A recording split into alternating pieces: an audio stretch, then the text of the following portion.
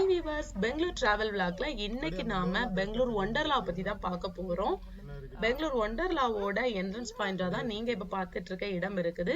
இங்க இருந்து parking area கிட்டத்தட்ட 1/2 கிலோமீட்டர் டிஸ்டன்ஸ்ல இருக்கும். ரோடு எவ்வளவு நீட்டா கொடுத்துருக்காங்க அப்படின்னு பாருங்க. பார்க்கிங் ஏரியா அப்படின்னு பைக்குக்கான parking area, car parking area அப்படின்னு தனியா கொடுத்துருக்காங்க.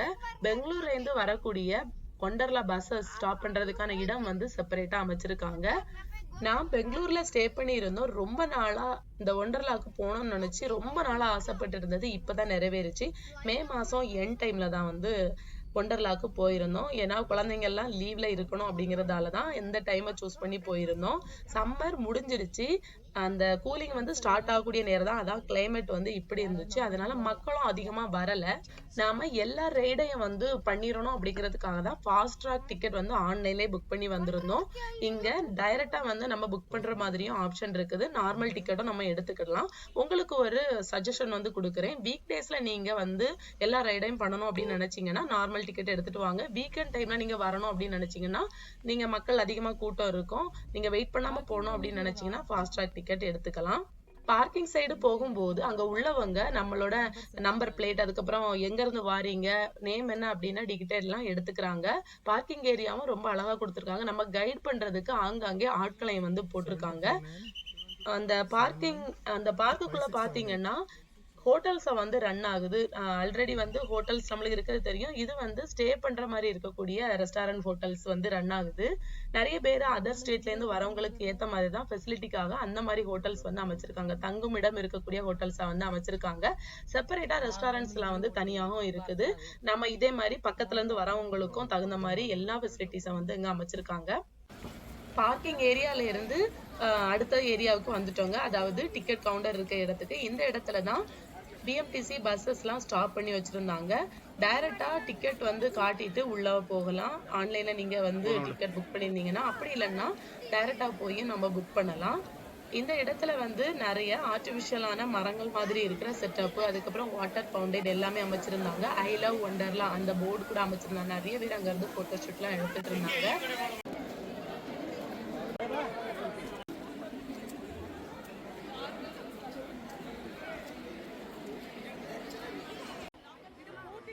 டிக்கெட் கவுண்டருக்கு அடுத்து உள்ள வந்தீங்கன்னா அங்க ட்ரெஸ் சேஞ்சிங் ரூம் செப்பரேட்டா, அதுக்கப்புறம் லாக்கர்ஸ் ஃபெசிலிட்டி எல்லாமே வந்து அமைச்சிருப்பாங்க. லாக்கருக்கு நம்மளுக்கு அந்த வாட்ச் கீ மாதிரி வந்து கொடுப்பாங்க. 50 ருபீஸ் நம்ம கொடுத்துட்டு அந்த நம்பர் கீயை வந்து வாங்கிக்கலாம். அதாவது வாட்ச் வந்து வாங்கிக்கலாம். அந்த வாட்சை கொண்டு போய் நம்ம லாக்கர்ல வந்து அப்படியே பஞ்ச் பண்ணிட்டு நம்மளோட உடைமைகள் எல்லாத்தையுமே அங்க வச்சுட்டு பஞ்ச் அவுட் பண்ணிட்டு நம்ம வெளியே வந்துடலாம். எப்பவும் கீயை வந்து அந்த வாட்சை வந்து பத்திரமா பார்த்துடுங்க. அது வந்து வாட்டர் ப்ரூஃப் தான். நீங்க வாட்டர் கேம் விளையாடும் போதும் அதை கலத்தி வைக்கணும் அப்படின்னுங்கிற அவசியம் இல்லை. அம்யூஸ்மெண்ட் பார்க்குக்கு வரவங்களுக்கு ஃபர்ஸ்ட் பயம் அப்படின்னா, எங்கேயாவது எந்த ரைடுக்காவது போகும்போது நம்மளுக்கு வாமிட் வந்துருமோ அப்படிங்கிற பயம், அதுக்கப்புறம் தலை சுத்து வந்துருமோ அப்படிங்கிற பயம் இருக்கும். பயம் எல்லாம் வேண்டாங்க. ஃபர்ஸ்ட் வந்து சின்ன சின்ன ரைடுகள் எல்லாம் முடிச்சுட்டு அதுக்கப்புறம் பெரிய ரைடுகள் வந்து போனீங்கன்னா உங்களுக்கு பயம் இருக்காது. அதுவும் ஒரு சஜஷன் வந்து கொடுக்குறேன். பிரேக்ஃபாஸ்ட் வந்து நம்ம 8 o'clock பக்கத்துல முடிச்சுட்டு 10 o'clock பக்கத்துல தான் ரைடு எல்லாமே ஸ்டார்ட் ஆகும். அந்த நேரத்துல சின்ன சின்ன ரைடெல்லாம் முடிச்சுட்டு பெரிய ரைடுக்கு போங்க. அதுக்கப்புறம் ஆஃப்டர்நூன்ல லஞ்ச் முடிச்சுட்டு அதுக்கப்புறம் வாட்டர் கேம்க்கு, அதாவது வெட் கேம்ஸ்க்கெல்லாம் போங்க. அதுதான் உங்களுக்கு கரெக்டா இருக்கும். இது நீங்க அப்படியே ஆப்போசிட்ல பண்ணீங்கன்னா, மார்னிங் வந்து வாட்டர் ரைடை முடிச்சுட்டு அதுக்கப்புறம் ஆஃப்டர்நூன்ல வந்து லஞ்ச் முடிச்சதுக்கு அப்புறம் இந்த மாதிரி உடம்ப சொலத்துற ரோலர் கோஸ்டரோ இல்லைன்னா கருடா கிளைட் அந்த மாதிரி உள்ள ரைடுக்கு போனீங்கன்னா கண்டிப்பா வயிற்ற சொலத்தான் செய்யும். ஃபர்ஸ்ட் டைம் போறவங்களுக்கு வயிற்ற சொலத்தி தலை சுத்தம் வர்றதுக்கு சான்ஸ் இருக்கு. அதனால நான் சொன்ன மாதிரி ஃபர்ஸ்ட் ட்ரை கேம்ஸ் எல்லாம் முடிச்சுட்டு அதுக்கப்புறம் ஆஃப்டர்நூன் டைம்ல வாட்டர் கேம்ஸ்க்கு போங்க. அதுதான் கரெக்டா இருக்கும். இந்த ரைடு பேர் வந்து கருடா கிளைட். பெங்களூரு ஒண்டர்லால வந்திருக்க புது ரைடு இதுதான். ரொம்பவே அட்டகாசமா இருந்துச்சு.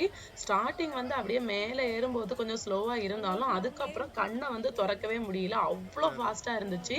ரோலர் கோஸ்டர்ல நீங்க போகும்போது சில இடத்துல வந்து ஸ்லோ போயிட்டு அதுக்கப்புறம் ஃபாஸ்டா போகும், ரிவர்ஸ்ல போகும், அந்த மாதிரி இருக்கும். இது ஸ்டார்ட் பண்ண இடத்துல இருந்து அப்படியே எண்டு வரைக்கும் ஒரே ஃபாஸ்ட் தான் அப்படின்னு தான் சொல்லணும்.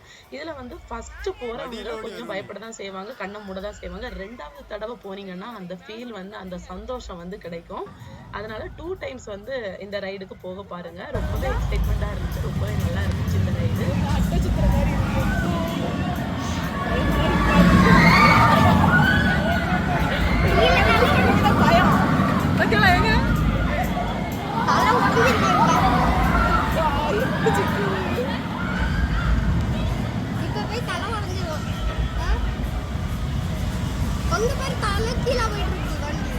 இதோட முடிஞ்சு கிடையாது ரிவர்ஸ்ல போவோம் நீ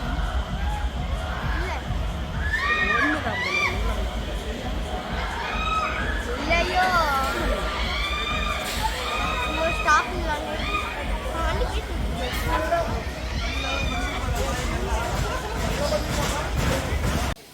நீங்க இப்ப பார்த்தா கருடா கிளைட் அந்த ரைடுல வந்து நான் உட்காரல. நான் சொன்ன அந்த ப்ரொசீஜரையும் ஃபாலோ பண்ணல. ஆஃப்டர்நூன் ஒரு 3 o'clock அப்புறம் அந்த ஆஃப்டர்நூன் லஞ்ச் எல்லாம் டைஜஸ்ட் ஆனதுக்கு அப்புறம் 3 o'clock டைம்ல தான் ரோலர் கோஸ்டரையும் இந்த கருடா ரைடையும் நான் முடிச்சேன். நாங்க வந்து கிட்ஸோட போயிருந்தோம். ஏன்னா அவங்களோட கிட்ஸை பத்தி நம்மளுக்கு தெரியல. கிட்ஸை வந்து அவங்களோட கேம்ஸை தான் இம்பார்ட்டன்ஸ் காட்டுவாங்க. அதனால அவங்களோட ரைட்ஸ் கொஞ்சம் கொஞ்சம் முடிச்சுட்டு இடைப்பட்ட நேரத்துல தான் பெரிய ஆட்களுக்கான அந்த ரைடெல்லாம் முடிச்சோம். அதுவும் ஹஸ்பண்ட் வந்து அவங்க 2 பேர்த்தையும் கேர் பண்ணுவாங்க குழந்தைங்களை. அந்த நேரத்தில் நான் ரைடை வந்து பண்ணுவேன். அதுக்கப்புறம் நான் வந்து பிள்ளைங்களை கேர் பண்ற நேரத்தை ஹஸ்பண்ட் வந்து ரைடை பண்ணுவாங்க. அந்த மாதிரி தான் இருந்துச்சு. இடைப்பட்ட நேரத்துல எங்களால முடிஞ்ச வீடியோஸையும் உங்களுக்காக கேப்சர் பண்ணியிருந்தோம். அந்த மாதிரி தான் இருந்துச்சு. அதனால மோஸ்ட் ஆஃப் த கேம்ஸ் வந்து நாங்க ஃபினிஷ் பண்ணிட்டோம். சில கேம்ஸ் மட்டும் தான் எங்களால ஃபினிஷ் பண்ண முடியல. ஃபேமிலியோட சின்ன குழந்தைங்களோட சேர்ந்த மாதிரி இருந்த ரைட்ஸும் வந்து இருந்துச்சு. அந்த ரைட்ல நாங்க ஃபேமிலியோட சேர்ந்தே வந்து வீடியோ கேப்சர் பண்ணியிருக்கோம்.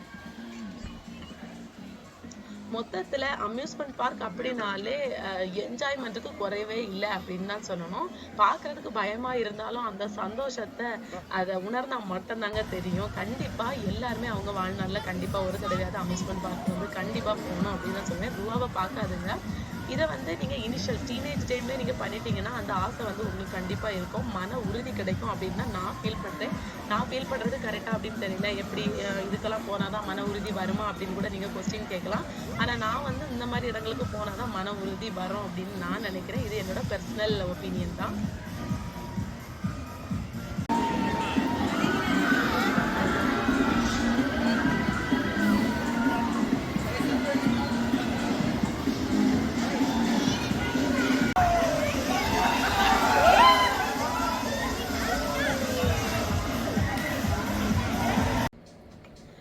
இங்க போன ரைடுலயே ரொம்ப எக்ஸைட்மெண்டோட போய் புஷ்னு போன ரைடுன்னு பாத்தீங்கன்னா நீங்க இப்ப பாத்துட்டு இருக்க இந்த ஜெயிண்ட் வீல் தான். ஒண்டர்லாவோட ஹைலைட்டா எல்லா போட்டோஸ்லயும் சரி அந்த ஜெயிண்ட் வீலை தான் ஃபோக்கஸ் பண்ணி எடுத்து நம்மளுக்கு காட்டியிருப்பாங்க. நல்லா ஃபாஸ்டா மூவ் ஆகும் அப்படின்னு நான் எக்ஸைட்மெண்ட் ஆகி போனேன். ஆனா ஃபாஸ்டாலாம் மூவ் ஆகல. நாம கீழே விழுறக்கூடாது அப்படிங்கிறதுக்காக நல்ல லாக் போட்டு நல்ல ஃபெசிலிட்டியோட தான் அமைச்சிருக்காங்க. சின்னவங்க பெரியவங்க எல்லாருமே, பெரியவங்க வயசானவங்க 60 வயசுக்கு மேல உள்ளவங்க எல்லாருமே வந்து உள்ள இந்த ரைடை வந்து பண்ணலாம் அப்படிங்கிற மாதிரி தான் அமைச்சிருந்தாங்க. அதனாலதான் என்னமோ ஃபாஸ்ட் மூவிங் இல்லை அப்படின்னு நினைக்கிறேன். நிறைய அந்த வீல்களில் வந்து ஆட்களை ஏற விடலை. பேலன்சிங் ஆகணும் அப்படிங்கிறதுக்காக நிறைய பேர்த்த வந்து ஏற விடலை. கொஞ்சமாக பேலன்ஸ் பண்ணி தான் ஓட்ட ஆரம்பிச்சாங்க. இந்த ரைடோட ப்ளஸ் பாயிண்ட் அப்படின்னு என்னன்னு பார்த்தீங்கன்னா உள்ள இருந்து நம்ம பார்த்தோம்னா அம்யூஸ்மெண்ட் பார்க் அந்த ஒட்டுமொத்த அம்யூஸ்மெண்ட் பார்க்கையும் அதை சுற்றி இருக்க ஏரியா எல்லாத்தையுமே வந்து ஒய்டர் வியூவாக நம்ம பார்க்கலாம். அதுதான் இதோட யூஸ். மற்றபடி பயம் அப்படின்னு வந்து நம்மளுக்கு தெரியலை. திடீர்னு முறையாக அம்யூஸ்மெண்ட் பார்க் போகிறவங்களுக்கு அது எக்ஸைட்மெண்ட்டாக இருக்கலாம் அப்படின்னு நினைக்கிறேன். இருந்தாலும் எனக்கு அவ்வளவா ஃபீல் இல்லை. நீங்க இந்த ரைடை முடிச்சிருந்தீங்கன்னா உங்களுக்கு எப்படி ஃபீல் ஆச்சு அப்படிங்கிறத கண்டிப்பா கமெண்ட் பண்ணுங்க. நீங்க இப்ப பார்த்துட்டு இருக்க ரைடு பாத்தீங்கன்னா அந்த கண்ணாடி கிளாஸ் அப்படியே பிடிச்சிட்டு அப்படியே கீழே நோக்கி அதை அப்படி பெண்ட் ஆகிட்டே போகும். அது கொஞ்சம் பயமா தான் இருந்துச்சு. இருந்தாலும் ஃபர்ஸ்ட் எக்ஸ்பீரியன்ஸ் பண்ணவங்களுக்கு அவ்வளவா பயம் இருக்காது. இவ்வளவு தானா அப்படிங்கிற மாதிரி இருக்கும். நான் வந்து ஃபர்ஸ்ட் ஃபீல் பண்ணினேன். ஏன்னா கண்ணாடி கிளாஸ் அப்படியே கீழே அதுவும் நம்ம கையை பிடிச்சிட்டு எந்த ஒரு டைட்னஸ் இல்லை. அதர் ரைட்ல எல்லாம் பாத்தீங்கன்னா கிளிப் எல்லாம் கொண்டு நம்மளுக்கு லாக் பண்ணியிருப்பாங்க. அதனால நம்ம கையை காலை எங்கேயும் பிடிக்கணும், பிடிக்காட்டாலும் இந்த கிளிப் வந்து நம்மள டைட்டா பிடிச்சுக்கும் அப்படிங்கிற ஒரு பயம் இல்லாம இருக்கும். இதுல வந்து நம்ம தான் அந்த ஹேண்ட்ல பிடிச்சிட்டு அப்படியே நிக்கணும் அப்படிங்கிற போது எல்லாருக்குமே செய்யும்.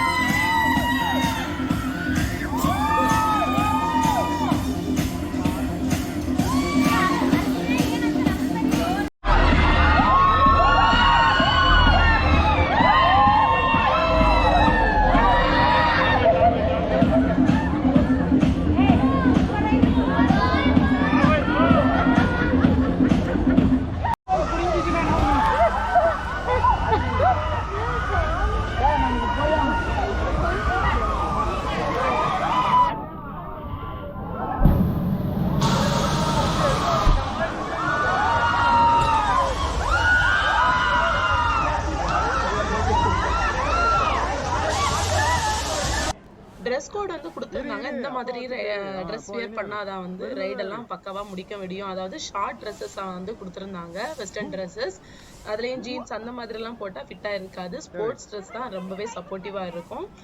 லேடிஸ் வந்து டிஷர்ட்லாம் போடாதவங்க மேல டாப் வந்து போட்டுக்கலாம். நம்ம நார்மலான டாப் இருக்குதுல்ல, குர்தாவோட டாப் வந்து போட்டுட்டு பேண்ட் வந்து ஸ்போர்ட்ஸ் பேண்ட் வந்து போட்டுடுங்க. பாலசோ அதுக்கப்புறம் நார்மல் பேண்ட்ல வந்து போடாங்க, அது அவ்வளவா கம்ஃபர்ட்டா இருக்காது. பாலசோலாம் கண்டிப்பா நம்ம ரைடு போகும்போது மேலோட தூக்குறது கூட சான்ஸ் இருக்கு. ஸ்போர்ட்ஸ் பேண்ட் தான் ஃபிட்டா இருக்கும். அதே மாதிரி வெட் ரைடு வந்து போகிற நேரத்துல ஸ்போர்ட்ஸ் பேண்டும் டாப் தான் போடுறது. நார்மலான டிஷர்ட் டாப் தான் வந்து போடுறதுக்கு அலோவ் பண்றாங்க. அதனால ஒரு டிஷர்ட் டாப் வந்து கையில வச்சுடுங்க. அப்படி இல்லைன்னா அங்கேயே ஷாப்ஸ் வந்து பக்கத்துல இருக்குது, நம்ம வாங்கிடலாம்.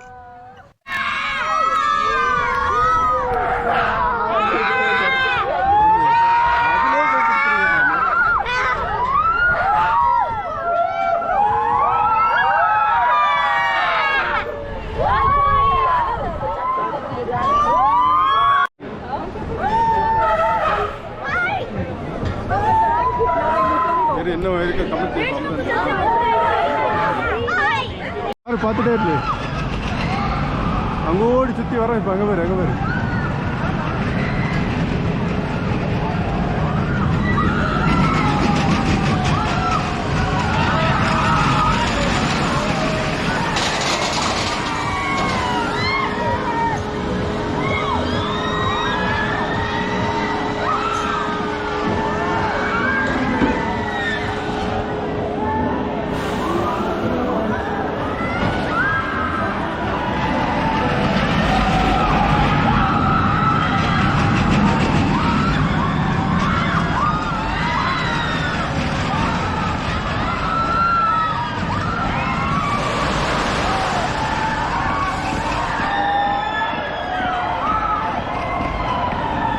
அவ்வளோதான்.